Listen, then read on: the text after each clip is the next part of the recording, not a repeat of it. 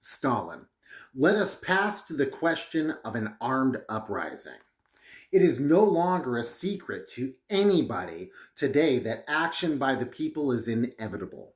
Since the crisis and famine are growing in town and country, since unrest among the proletariat and peasantry is increasing day by day, since the tsarist government is decaying, and since therefore the revolution is on the upgrade, it is self-evident that life is preparing another action by the people, wider and more powerful than the October and December actions.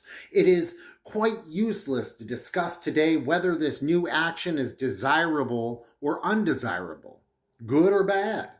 It is not a matter of what we desire. The fact is that action by the people is maturing of its own accord and that it is inevitable.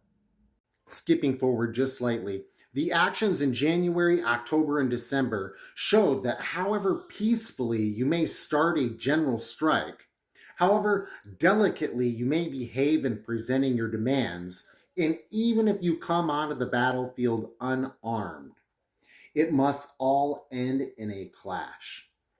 The government will, nevertheless, resort to guns and rifles.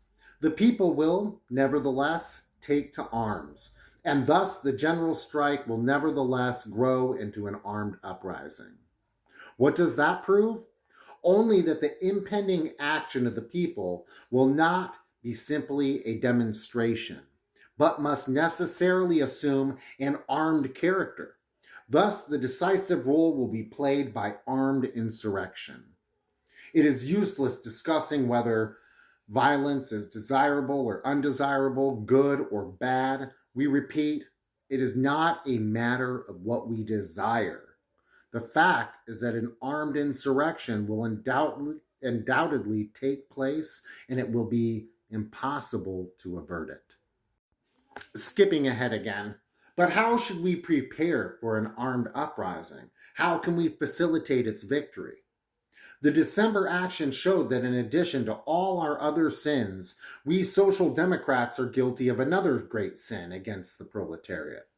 This sin is that we failed to take the trouble or took too little trouble to arm the workers and to organize red detachments. Recall December?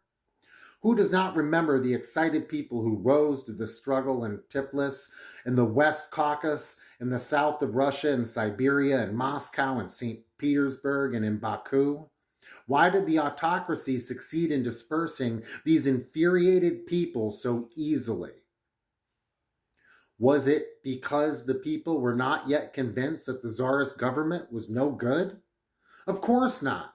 Why was it then? First of all, because the people had no arms, or too few of them.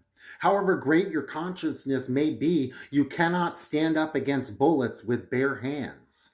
Yes, they were quite right when they cursed us and said, "You take our money, but where are the arms?"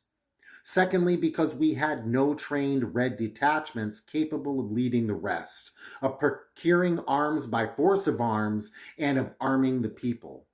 The people are heroes in street fighting, but if they are not led by their armed brothers and are not set an example, they can turn into a mob. Thirdly, because the uprising was sporadic and unorganized. Skipping ahead. Fourthly, because our uprising adhered to the policy of the defensive and not of the offensive. This is from Stalin's The Present Situation and the Unity Congress of the Workers' Party.